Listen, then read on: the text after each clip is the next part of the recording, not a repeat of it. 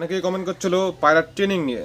বাচ্চা পায়রা বা নতুন পায়রা বাড়ির মধ্যে কী করে সহজে সেট করা যেতে পারে। কি হয়, বাচ্চা পায়রা উড়ালেই দেখবেন কেটে যায়, হারিয়ে যায়, বা নতুন পায়রা আনার পরে উড়ালে পরে হারিয়ে যায়। তো এইগুলো যেন না হয় এবং সবথেকে সহজ উপায়ে কীভাবে বাড়ির মধ্যে সেট করা যেতে পারে, এই বিষয়ে আজকে ভিডিওটা আমি দিয়ে দিচ্ছি। যারা নতুন তাদের এই ভিডিওটা দেখলে খুবই উপকার হবে। বাচ্চা পায়রার কেসটা প্রথমে বলি। আজকে পায়রার উড়ার ট্রেনিং নিয়ে বলবো। উড়ার ট্রেনিং আলাদা জিনিস এবং দম বানানো সেটা আলাদা জিনিস। দমটা পরে আমরা বলে দেবো। উড়ার ট্রেনিং মানে যেটা সেট করবেন কি করে ভালো করে, অনেক তো পদ্ধতি আছে।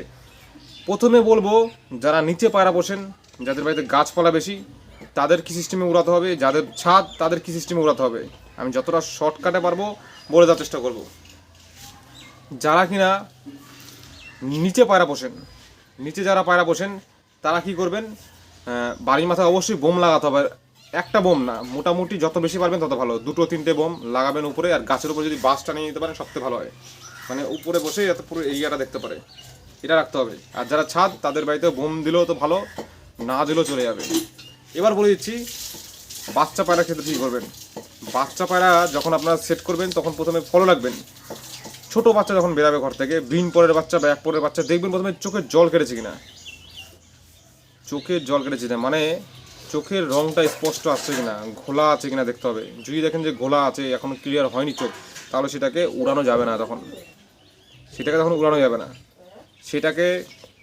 সেটা যখন চোখটা ক্লিয়ার হবে, দেখবেন 2 পর 3 পর যখন হয়ে যাবে তখন চোখ ক্লিয়ার হয়ে যায়। আর যেই বাচ্চা আগে ক্লিয়ার হয়ে যাবে সেটাকে আপনি প্রথম থেকে উড়াতে পারবেন, কোনো সমস্যা নেই। হ্যাঁ, এটা হচ্ছে একটা মেন বিষয়, মনে রাখবেন। এবার ট্রেনিং কী করে দিতে হবে। ট্রেনিং হচ্ছে গিয়ে, যদি আপনার পায়রার বাচ্চা ভালো কোয়ালিটি বেরিয়ে যায় তখন আলাদা ট্রেনিং। আর যদি ভালো না হয়, মানে নর্মাল কোয়ালিটি যেরকম বেরায়, কিছু কিছু বাচ্চা দেখবেন যেগুলো কম সহজেই হাইট নিয়ে মানে তৈরি হয়ে যায়, ফটাফট দম ধরে নেয়, ফটাফট উড়া ধরে নেয়, সেগুলো ট্রেনিং কিন্তু আলাদা। আর যেগুলো দেখবেন আপনাকে জোর করে করে দম বাড়াতে হচ্ছে, জোর করে করে সেট করতে হচ্ছে, ওইগুলো হচ্ছে আলাদা জিনিস। দেখুন একদম ডিটেলসে বলে দিচ্ছি। ম্যাক্সিমাম মানুষের বাড়িতেই যে সমস্ত বাচ্চা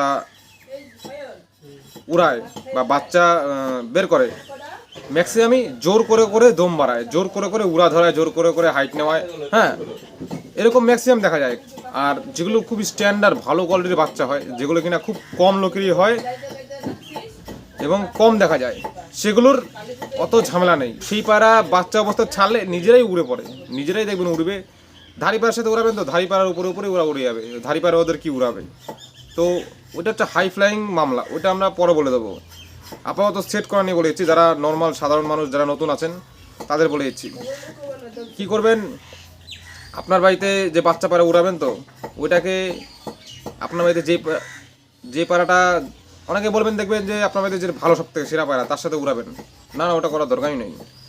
আপনার বাড়িতে যে পায়রা মিডিয়াম হাইটে যাবে, প্রথমে নিজেদের চক্কর দেবে, 2 মিনিট 5 মিনিট উড়বে, এমন পায়রার সাথে প্রথমে বাচ্চা ছাড়বেন, উড়াবেন। ওই ধরুন 2টো ধাড়ি উড়ালেন, তার মধ্যে একটা বাচ্চা উড়াবেন, বা একটা ধাড়ি একটা বাচ্চা উড়াবেন, এটা সব থেকে ভালো হয়। উড়িয়ে উড়িয়ে যাতে ওই 5 মিনিট বাড়ি উপরে উড়ে আবার নেমে যায়, এরম উড়াবেন। ধাড়ি পায়রা হাইট নিয়ে নিলেও ওর সাথে উড়াবেন না, এটা মাথায় রাখতে হবে।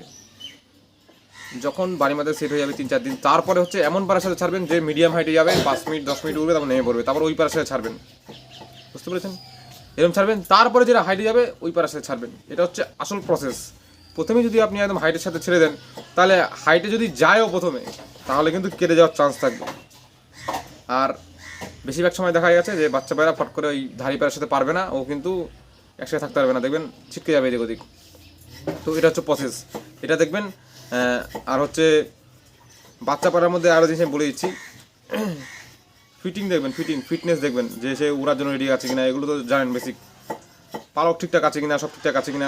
অনেক সময় দেখা গেল রিকেট পরে বেড়ায়, বা দেখা গেল কমজোরি থাকে বাচ্চা, তখন উড়াচ্ছেন, আপনি দেখছেন যে উঠছেন না, তো ওটা কিন্তু ধরলে হবে না।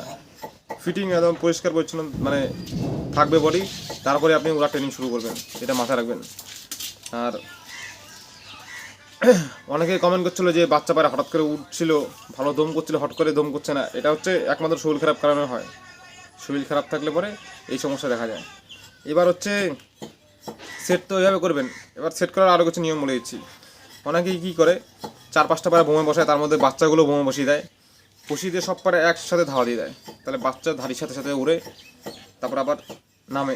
এবং বাচ্চা পায়রা নামানোর সময় কিন্তু সবার থেকে মেন বিষয় আমাদের মাথা রাখতে হবে, বাচ্চা পায়রা যখন হাইটে যাবে বা মিডিয়াম হাইটে যাবে, যখন নামবে, নামার সময় অন্তত দুটো পায়রা আপনার হাতে রাখতেই হবে। যখনই কেটে যেতে থাকবে, বাড়ির রাউন্ড ছেড়ে দিলেই আপনি একটা পায়রা ছেড়ে দেবেন নিচ থেকে, যাতে আবার বাড়ি মাথায় আসে। এবং যখন ল্যান্ডিং করবে লাস্ট পাক, তখন একটা পায়রা আপনি বোমে ছেড়ে দেবেন, বোমে ছাড়লে ওরা দেখা দেখি বোমে বসে পড়বে। পায়রা নামার সময় পায়রা কিন্তু হাতে রাখা মাস্ট, নামার সময় নিজেদের পায়রা দেখাতেই হবে, ছাদে বসুন বা নিচে বসুন, এটা কিন্তু মাস্ট। তারপরে কিছুদিন পরে উড়াতে হবে, তখন নিচে আর পায়রা দেখাতে হবে না। এটা হচ্ছে সেট করার নিয়ম, বুঝতে পেরেছেন? আর যদি ধরুন বাচ্চা পায়রা উঠতে চাইছে না, যদি উঠতে না চায়, আপনারা কমেন্ট করবেন, আমি সেই বিষয়ে ভিডিও আনিয়ে দেবো। ভিডিও যেহেতু বড় হয়ে যায়, ওই জন্য ছোটো ছোটো করে আমি অল্প সময়ের মধ্যে বেশি জিনিস বলে দেওয়ার চেষ্টা করি। যাই হোক, আজকের টপিকটা এই পর্যন্তই বলে দিলাম যে কীভাবে ট্রেনিং দেওয়া যেতে পারে। আমরা পরবর্তী পার্টে আরও ভালো ভালো এই বিষয় নিয়ে টপিক নিয়ে আসবো। তো চলো, পরবর্তী ভিডিওতে আবার দেখা হবে।